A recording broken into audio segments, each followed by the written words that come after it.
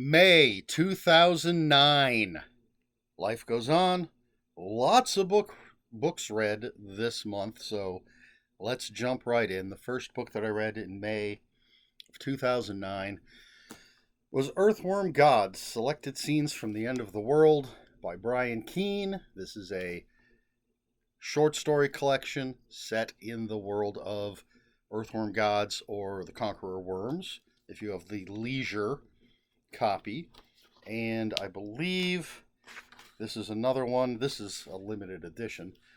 But I believe this is another one where people could pay to be characters in the stories. And they're just stories that span essentially the entire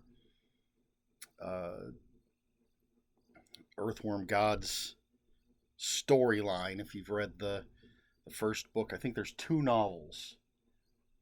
complete novels, I believe, in the Earthworm Gods oeuvre. And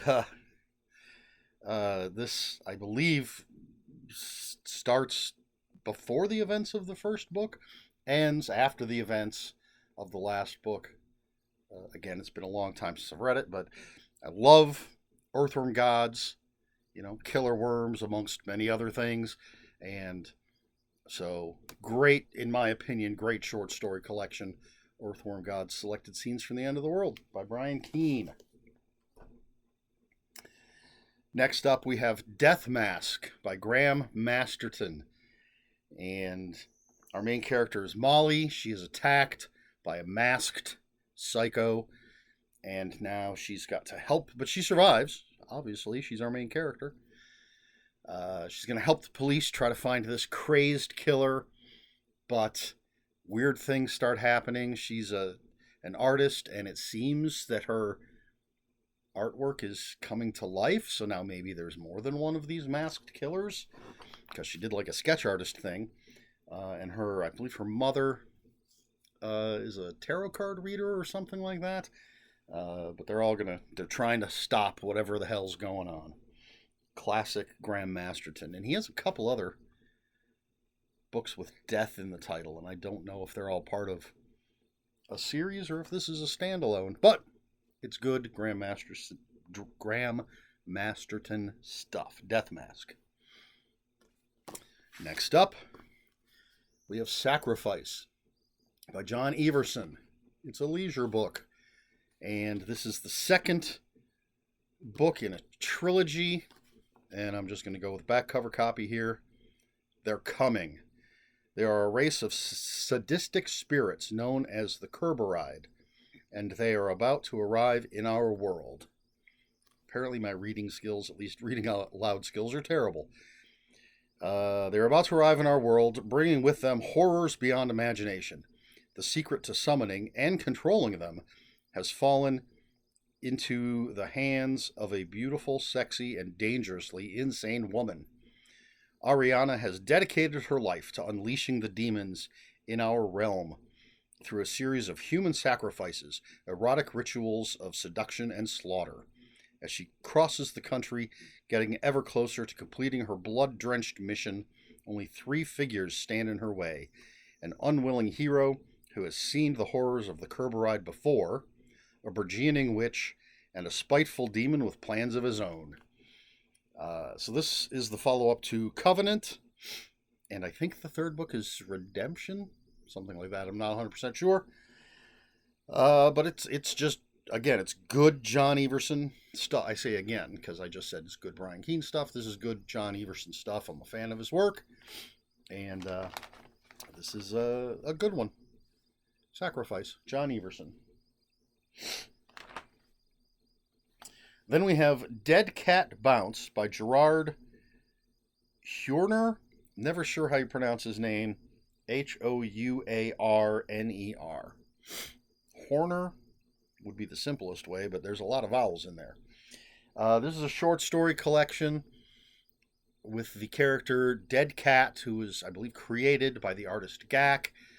And Dead Cat was a cat in ancient Egypt, was sacrificed to Bastet and went to hell, and then had lots of adventures in hell and on Earth, and This is a short story collection of those adventures.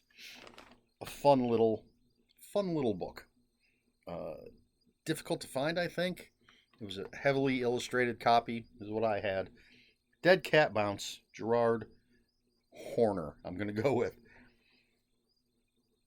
Next up, we have Piecemeal June by Jordan Krall.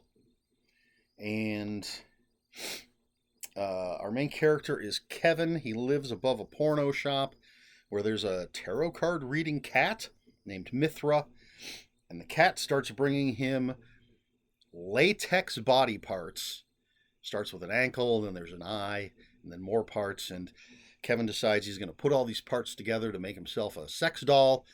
But once the last part is in place, the doll comes to life, says her name is June, and she's from another dimension, and there are people from that other dimension who are after her. So, crazy stuff. Definitely, I would say, bizarro stuff, but a fun read. Piecemeal June, Jordan Krall. Excuse me. Then we have Benjamin's Parasite by Jeff Strand. And Benjamin Wilson is our main character. And after a student goes on a homicidal rampage with a meat cleaver, I believe, and then is killed, and Benjamin goes to the funeral, and then he starts having these mysterious stomach pains and some weird personality changes, and a bunch of people are after him. And maybe they're after the parasite that is inside him right now. Not giving anything away. It's called Benjamin's Parasite. This is your basic Jeff Strand, wild, funny, crazy adventure horror story with some body horror and stuff. But Benjamin's Parasite by Jeff Strand. Then we have Shatnerquake by Jeff Burke. This was a lot of fun.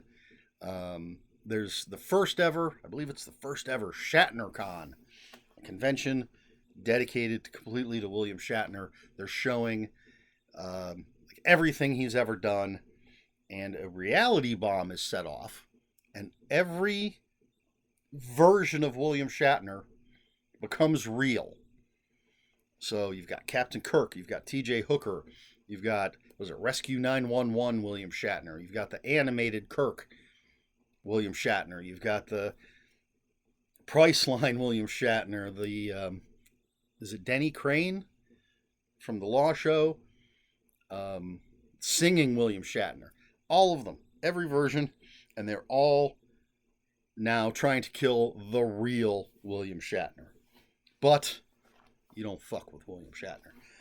As I said, it's a lot of fun, especially if you're familiar with most of William Shatner's stuff. I didn't watch actually most of those shows, but I'm familiar with what he's done. So Shatnerquake by Jeff Burke is a lot of fun. Then we have The Sticks by Andy Dean. And Andy Dean is a guy I still follow on Facebook. And he's a musician. And he wrote The Sticks, which is, let's see, our main character is Brian. He lives in Jefferson, Virginia, out in the sticks. And he goes to a kind of a rich person party. Things don't go well. His girlfriend breaks up with him. And then she disappears. So, what's his name? Brian goes looking for her into the woods, is running into all sorts of weird characters, and there's some sort of beast out there in the woods. And so Brian's just trying to survive while he's trying to find his girlfriend and figure out what this creature is. And I mean, if you look at the cover, which I really like the cover, it kind of gives away what the creature is. But I don't think that's like a big spoiler or anything if you pick up the book and you're reading it. But The Sticks is a lot of fun. The Sticks by Andy Dean. Then we have a book that I do not have at the moment, but it's on my wish list just to remind me that I need to pick up another copy of it, as well as the 2 sequels, or at least companion books, But this is Ape Shit by Carlton Mellick III. It's got a fantastic cover. It is a love letter to slasher movies, and there are 6 young adults who go off into the woods for a little, weekend getaway. 3 cheerleaders, 3 football players, and I can't say too much without giving things away, but this was my first Carlton Mellick III, I believe, and I absolutely loved it. It is definitely a slasher through a bizarro lens, and the secret to it I thought was fantastic. I can't wait to read the other 2 books that I believe go along with it. But Ape Shit by Carlton Mellick III, highly, highly recommended. Next up, we have Deeper by James A. Moore. And this is, I feel, or at least I felt when I read it, his sort of Dagon Deep Ones kind of story. It takes place in Golden Cove. Our main character is Captain Joe Bearden, and he is hired to take this research group out. They're studying stuff in the ocean, and they find something. They bring it to shore, and if you read the description, it says, their first mistake was thinking that it couldn't survive on shore, or on land, and their second mistake was thinking it was the only one. But very modern day Lovecraftian horror, if I remember correctly. That's Deeper by James A. Moore. Then we have Jack and Mr. Grin by Anderson Prunty. A wonderful fellow, Mr. Prunty. And our main character is Jack Orange. He works at a place called The Tent, where they just box up dirt and send it to exotic locations. And he gets home one day and his girlfriend is not there. And then he gets a call from Mr. Grin saying that Jack has, 24 hours, has to find his girlfriend. And so just a very bizarre story with all sorts of weird things going on, like trains appearing from nowhere and stuff. And Jack trying to find his girlfriend and save her from Mr. Grin. So Jack and Mr. Grin, Anderson Prunty. Excuse me. The penultimate book that I read in May of 2009 is The Sick Stuff by Ronald Kelly. This is a short story collection with just all sorts of, sick stories. I feel like Ronald Kelly's had a resurgence of late. He was a big zebra author back in the day, and a lot of his stuff is getting reprinted. I have quite a few of his short story collections, and I think a nonfiction piece that he did. And I think available now is the Essential Sick Stuff, I think is what it's called. But that's not what I read back in the day. I just read the straight up The Sick Stuff. And lots of great, big fan of Ronald Kelly and great horror short story collection. That was the penultimate book of May 2009, The Sick Stuff by Ronald Kelly.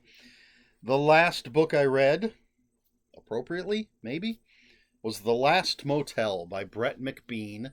And this is the Lodgepole Pine Motel. And 6 people show up one night. Basically 3 sets of 2. So strangers, like all 6 aren't strangers to all 6. Because there's, I think, a husband and wife couple. In the description, it says a man and his son. And then I forget what the other 2 people are. Friends. So, like, obviously the man and the wife know each other, but they don't know the other 4, etc. You get what I'm saying. Anyway, they all show up at the Lodgepole Pine Motel one night, and there's a psycho killer.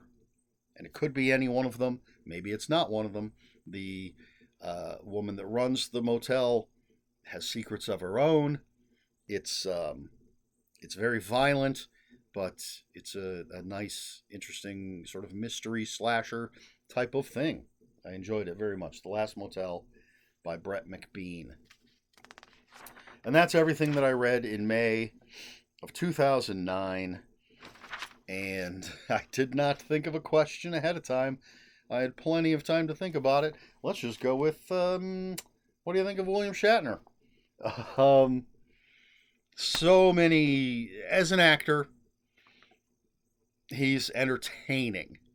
I don't know if he's talented, but he's certainly entertaining. I was a big fan of the original Star Trek series and Captain Kirk, and I like Kingdom of the Spiders, the spider horror movie. Fits right into my sweet spot of killer animals.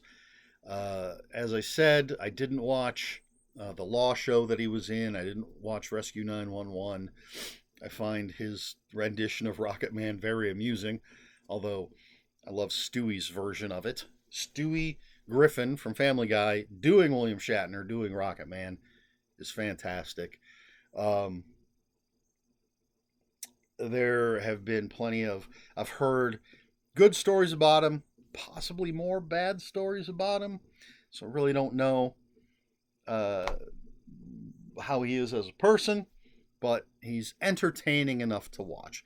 Although relatively bland in comparison to someone like Nicolas Cage, who's, does so much over the top stuff that, he's amazing to watch. And he's actually, I think Nicolas Cage is a good actor. He's done some really good stuff that wasn't that over the top craziness. But William Shatner's sort of a workhorse actor, if you will. Gets the job done. As far as my experience has been, isn't bringing anything special to the table, but he's fine. What about you? I know it's a weird question. What are your thoughts on William Shatner? Let me know in the comments below. If you have any comments, questions, or corrections, please put those in the comments below. Comments are open for spoilers. Just post a spoiler warning. We try to be polite here on my channel. Please like, share, and subscribe. All the usual YouTube stuff. If you'd care to follow me on other social media, I'll have links for my Instagram and Blue Sky in the description below. And that's all I have for you this week. So until next week, read more books.